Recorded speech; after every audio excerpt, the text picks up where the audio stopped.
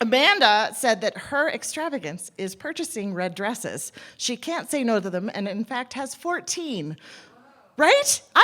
Yeah, right? Like, I buy one and I'm like, oh, I am sassy. 14 is like way past where I'm sassy. It's like uber sassy. And she said that her nickname in college was Shaq and McCracken. The irony of this is going to come out here shortly, but in the meantime, please give a big round of applause for Amanda.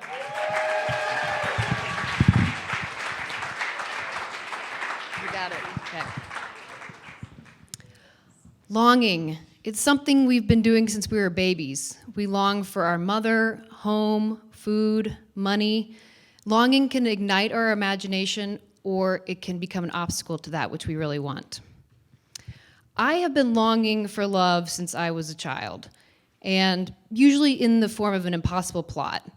I could recite When Harry Met Sally, Pretty Woman, and I never missed an episode of Lois and Clark. Now, I did not lose my virginity until I was 41, and probably not for reasons that you might be thinking, as some of them that are up on the screen here. I was actually seeking a loving and committed relationship, but longing was actually getting in the way of that. In 2013, I wrote an essay in the New York Times that went viral called, "Does My Virginity Have a Shelf Life?" I was beginning to wonder if not having sex was keeping me from the relationship I actually wanted. That essay landed me an interview with Couric, who told me at the commercial break, "You have fairy tale princess syndrome. You just need to have sex." Which I thought, in today's age, women actually encourage women to do what they want with their bodies. But I was confused and worried. I thought maybe she was right, maybe I was delusional. So I started doing research to figure out if something was wrong with me. I started reading books on attachment and control and habits, and I interviewed a therapist, a psychic, a neuroscientist, a rabbi, a porn star, and what I realized was I was actually attracted to physically and emotionally unavailable men. A whole lot of Peter Pans, the adventurous narcissist, the depressed man, the man who lived thousands of miles away, and unfortunately, the unhappy married man.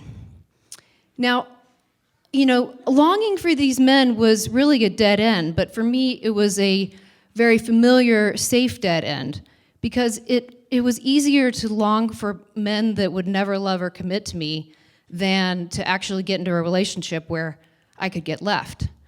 So I realized that my brain was actually, addicted to this self-destructive pattern.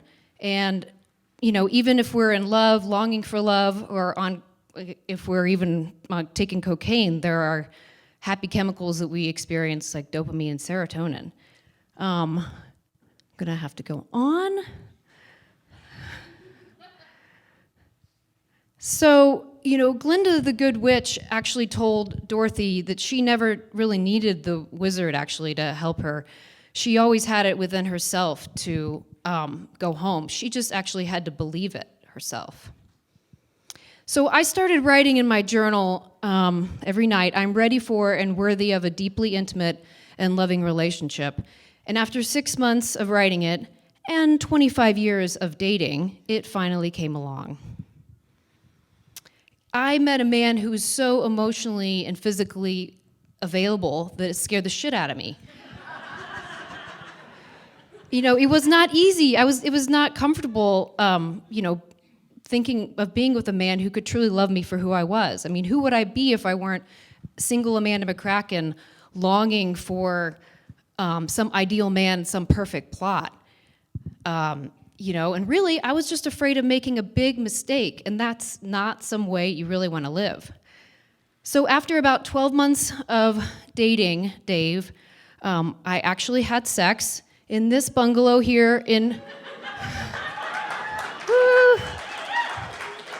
an island of Huahine, and that one giant change, created a bunch more changes in my life. I'm actually 5 months pregnant now, and You probably wonder, what am I going to tell this child about relationships? And I've thought about that, and this cross stitch that I have on my wall that a Brazilian friend gave me, I think says it all. In Portuguese, it says, "Do not dwell where there is no love." And it only took 41 years for me to realize it was not wrong for me to want to have sex in a safe and loving relationship. What was wrong was chasing these unavailable men. That was this impossible plot that was destructive. So you can't be attracted to a loving relationship, let alone even recognize it, unless you are capable of receiving love rather than longing for it. Thank you.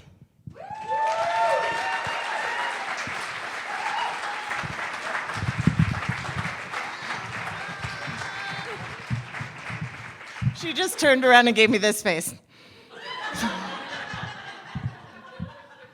I want to go and have sex in a bungalow now.